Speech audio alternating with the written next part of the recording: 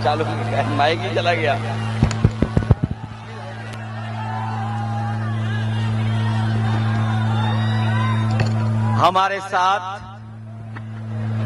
हमारे साथ मंच पर वीआईपी पार्टी के राष्ट्रीय अध्यक्ष मुकेश जी और जिनके लिए हम आप सब लोग यहां पर मौजूद हैं, जिनके लिए हम वोट मांगने आए हैं, हमारे आपके नौजवान साथी देव गुप्ता जी, मंच पर उपस्थित यहां की मेयर प्रीति गुप्ता जी और महागठबंधन के सभी हमारे नेता जो मंच पर हैं, सभी हमारे नेतागण, चुनावी जनसभा में आए हुए आदरणीय बुजुर्ग, माताएं, बहनें, नौजवान साथी और पत्रकार बंधुओं, मैं सबसे पहले आप सबका बहुत बहुत धन्यवाद और आभार प्रकट करना चाहता हूं। अभी जब मैं मुकेश सैनी जी को सुन रहा था तो वो कह रहे थे कि यहां से नौजवान प्रत्याशी देव गुप्ता जी को आप जिता चुके हो, सरकार बनने जा रही है।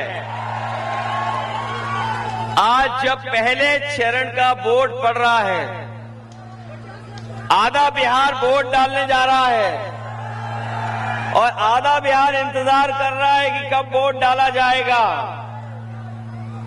जो हवा, जो माहौल, जो संदेश जा रहा है वो यही जा रहा है कि इस बार नौजवान साथी, युवा और नौकरी देने वाला मुख्यमंत्री बनने जा रहा है। और ये मोतिहारी लिखेगा भारतीय जनता पार्टी के तमाम सहयोगियों की हार लिखने जा रहा है। मोतिहार ये लिखने जा रहा है, हार के नहीं लिखने जा रहा है। मैं अभी दिल्ली से आए हुए एक प्रोफेसर का भाषण सुन रहा था।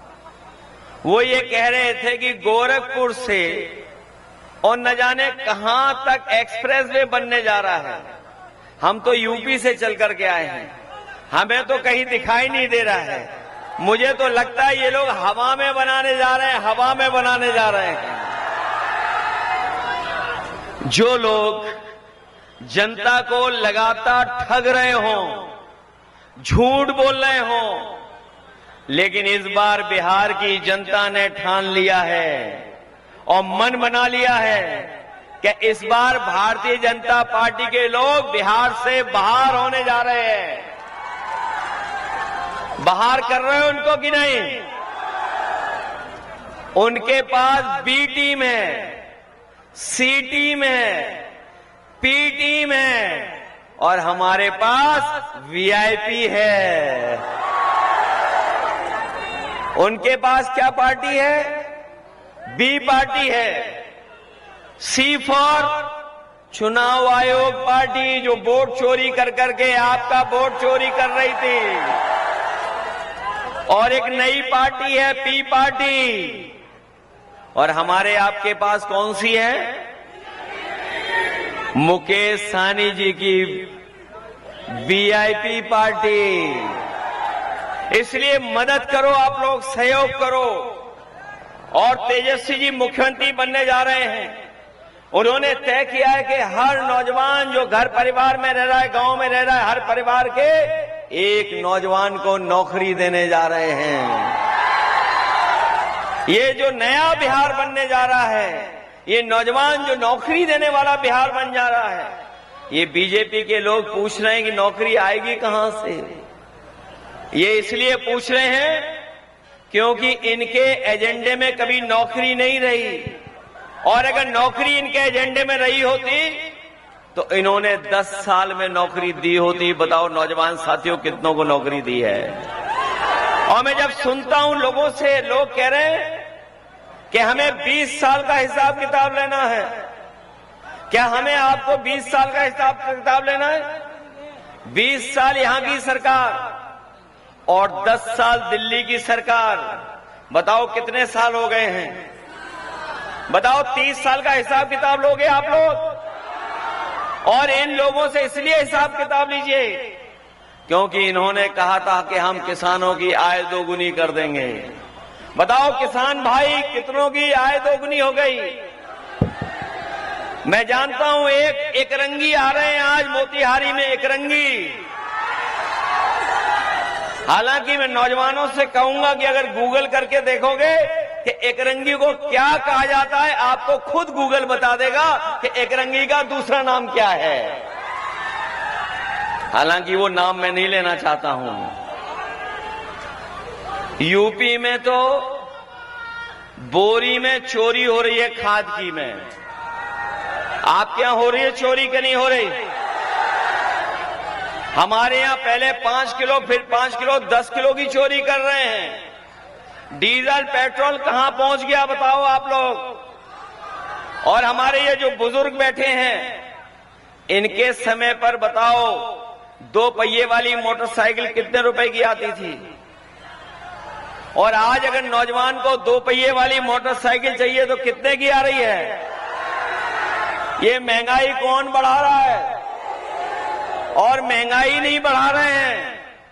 हमारे आपके खाने का सबसे अच्छा स्वादिष्ट पार्ले जी बिस्किट पैकेट भी इन लोगों ने छोटा कर दिया। बताओ कितना कर दिया इन्होंने? ये वोट चोरी तो कर ही रहे हैं, लेकिन बताओ हमारा आपका पसंद का बिस्किट का पैकेट कितना छोटा हो गया? कितना छोटा आ रहा है? ये बात तो समझ रहे हो ना आप लोग कि नहीं समझ रहे हो? ये अभी दिल्ली वाले प्रोफेसर न जाने कौन से सपने दिखा रहे थे। एक दिल्ली से आते हैं प्रोफेसर, वो भी बिहार के लोगों को सियासत सिखा रहे हैं। जो बिहार के लोग न जाने कब से जागरूक हैं। चाणक्य के जमाने से यहाँ के लोग जागरूक हैं। यहाँ के सम्राटों ने बिहार को एक किया है, लेकिन ये नए सम्राट लोग जो हैं वो देश को और समाज को बांटने का काम कर रहे हैं। और अब तो उनके जो चुनावी दूल्हा हैं वो भी जान गए कि वो मुख्यमंत्री नहीं बनने वाले, उनके कोई माला नहीं डालेगा। बताओ कोई उन्हें मुख्यमंत्री बनाने जा रहा है क्या? ये बात तो वो भी जान गए हैं। इसलिए आपने देखा होगा कि अब वो माला दूसरों के गले में डाल रहे हैं। और इसीलिए उन्हें अभी पटना के शो में नहीं बुलाया गया। जो पटना का शो हुआ था उसमें नहीं बुलाया, उनका शो नहीं हुआ। इसलिए हम साथियों कहना चाहते हैं कि तेजस्वी जी नया बिहार बनाने जा रहे हैं।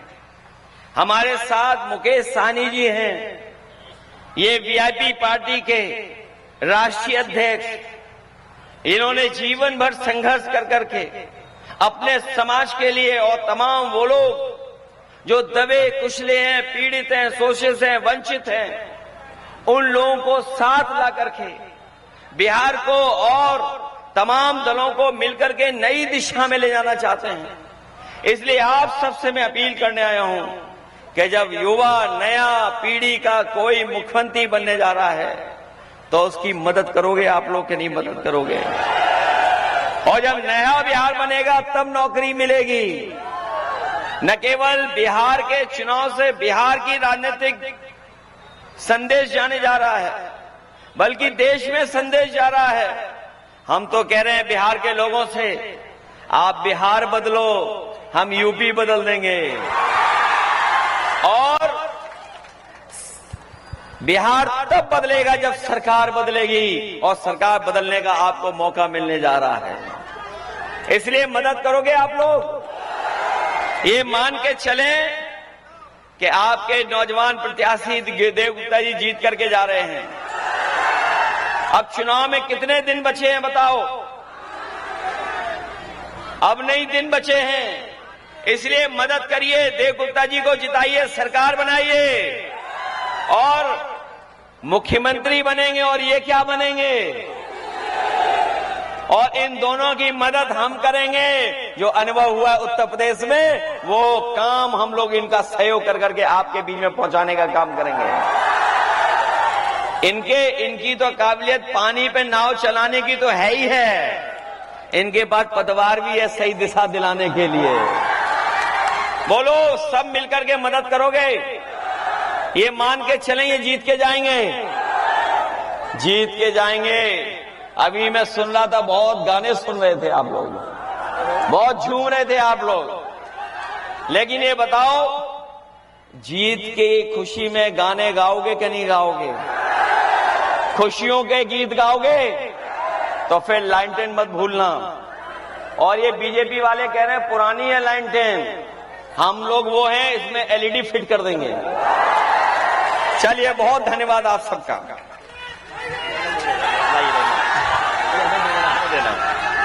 आगे आओ, इधर आओ, आप इधर खड़े हो, आई नहीं खड़े।